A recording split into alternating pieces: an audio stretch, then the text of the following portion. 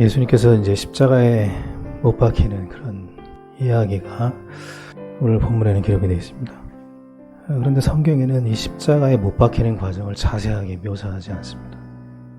우리가 그 예수님에 대한 영화를 보면 굉장히 자세하게 묘사를 하거든요. 사실 성경에는 그런 묘사가 없는데 어떤 그 긴 못이라든가 그 망치로 그 대못을 손에 박는 장면이라든가 또 발에 못을 박고 피를 흘리는 어떤 그런 처참한 모습들을 그 예수님에 대한 영화들은 묘사를 하죠.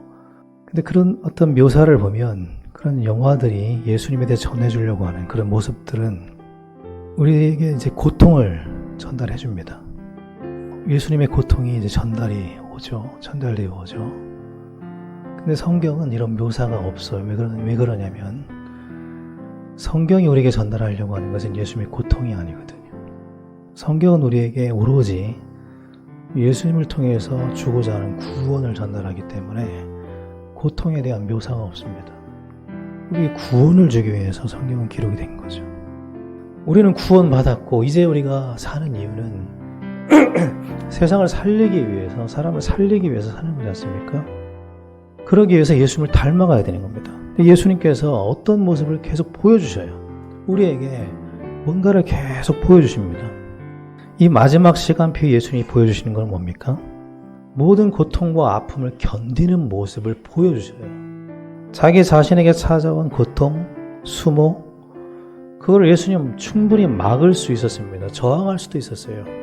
그런데 그것을 막고 저항한 게 아니라 어떻게 하십니까? 그걸 견디기 위해서 기도하시죠. 예수님께서 보여주신 건 뭐냐면 내게 주어진 삶의 어려움을 그냥 묵묵히 견디면서 지나가는 거였어요. 성도는 재앙을 막는 존재가 아니에요. 재앙은 하나님만 막을 수 있죠. 성경에는 환난을 막으라는 개념이 없습니다. 오히려 환난 속에서 인내하라는 말씀이 있죠.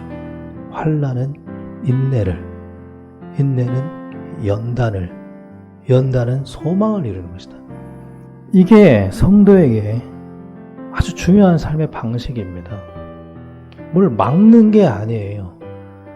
하나님만 막으실 수 있는 거죠. 인생은 어떤 면에서 그 자체로 재난입니다. 왜냐하면 풍랑과 같거든요.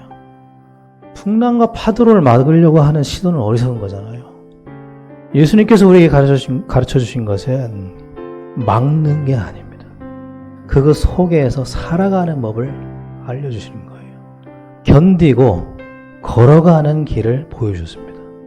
그래서 주님은 기도하라고 하시는 겁니다. 왜냐하면 우리의 힘으로는 견뎌낼 수가 없거든요. 하나님의 도움이 반드시 필요하기 때문에 예수님께서 십자가에 달린 채 그 모든 고통을 견디면서 하신 게 뭐냐면 자기를 십자가에 못 박은 자들을 보면서 이렇게 기도하신 겁니다. 아버지, 저들을 용서해 주옵소서. 예수님께서 끝까지 우리에게 본을 보이는 게 뭡니까? 단순한 용서가 아니에요. 예수님께서 우리에게 진짜 보여주고 싶은 건 뭐냐면 중보기도입니다. 그들을 위해서 기도하는 모습을 보여줘요. 우리가 따라가야 될 길을 보여주시는 거예요. 계속. 하나님이 알고 계시고 허락하신 길이기 때문에 하나님을 신뢰하면서 걸어가야 되는 거예요. 왜냐? 구원은 하나님께 있기 때문에. 우리가 우리에게 주어진 길을 감사함으로 걸어갈 수 있게 되길 바랍니다. 왜 그런지 아십니까? 잃어버린 것보다 받은 게 더 커서 그래요. 그 구원의 가치를 감사하면서 걸어가게 되길 바랍니다. 인내라는 것은 하나님을 신뢰하는 겁니다. 하나님을 믿는 게 인내예요. 사울왕은 기다리질 못했죠.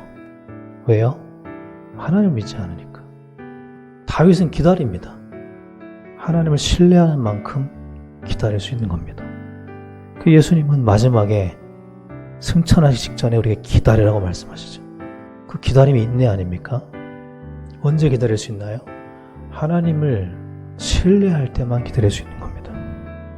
그리고 중보기도가 성도의 존재 이유라는 거예요. 하나님은 우리의 사정을 알고 계셔요. 잃은 것보다 받은 게 훨씬 많습니다. 그 큰 구원의 가치를 누리면서 믿음으로 우리의 길을 걸어가시기 바랍니다. 모두가 어려움을 갖고 있는 이때에 우리가 성도로서 십자가의 길을 감사로 인내, 견디게 해달라고 기도하시기 바랍니다.